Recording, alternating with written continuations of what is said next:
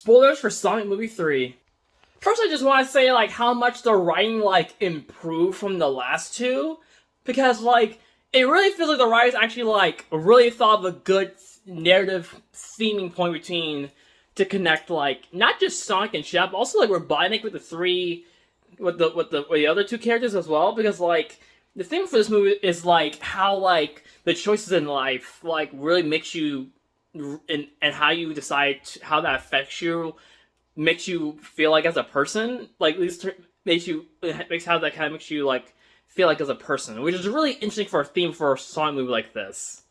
Because with like Shadow and Maria's story, and like again how I love that backstory of how they connect Shadow and Maria's story, and like and how that version of Shadow and Maria in this one, I really like it in this movie because like it shows that Maria isn't like that perfect angel kid like she is in the games and stuff. But she's a kid Alex wanted to do like kid like things with Shadow and everything, and how that just gets taken away from him is like again tragic in its own in a PG movie like this, and so like but still it still hurts Shadow and like makes him like this tragic edgy character, edgy hedgehog character that he is in the games compared to Sonic. Plus, I was really surprised they actually played like actual Sonic music in this movie.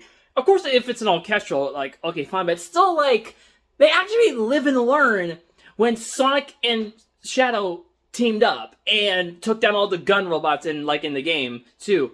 Holy cow, it made me freak out in the theater too. Also, the Super Shadow and Super Sonic fight. Oh my god, it's literally the best Sonic I've seen in these movies. Oh my god, because it was epic. It was literally intense and epic, and literally how my jaw dropped on how like wow they actually did how well done this fight was. Like Jesus, man, this movie's just fantastic. Oh my goodness. Plus, I also like the dynamic of Team Sonic between like Sonic, Tails, and Knuckles, and how their dynamic is because they actually do feel like they're a team that has each other's strengths and everything. But it's still an imperfect team. Like it's not perfect team in this because Sonic in this leadership role still makes a lot of like selfish and vengeful mistakes. Now I think in the next movie that literally got announced like as soon as this movie released, that I think that the next one can improve on to show off how Sonic can be a better leader in the team than he did in this movie, which I think would be really interesting for the fourth Sonic movie to do like in the next movie.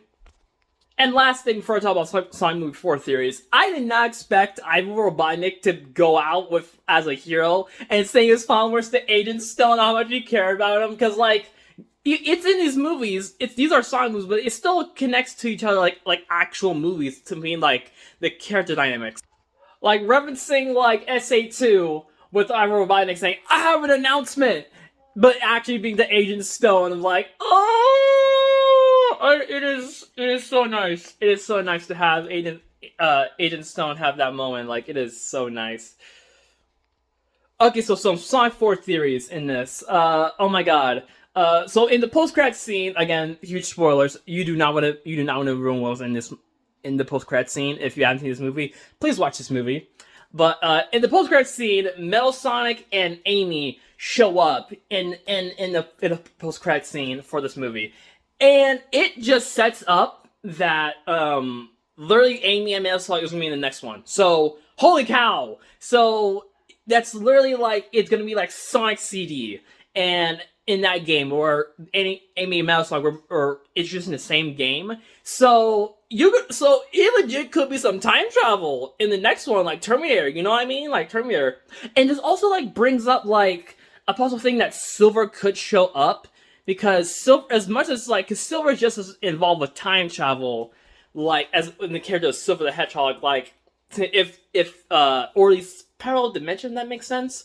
Maybe because I think that's what Sonic CD is. I need to search about Sonic CD because that's what this movie, at least that's what the next movie's gonna do. But like, yeah, it is. Oh my goodness. But also, like I said before, I think the fourth one should really absolutely like grow Sonic as in this leadership role, because Sonic was a really imperfect leader in this one. Again, well, Sonic was a great character in this one. I'm not saying Sonic was a bad character in this movie. He's really well done.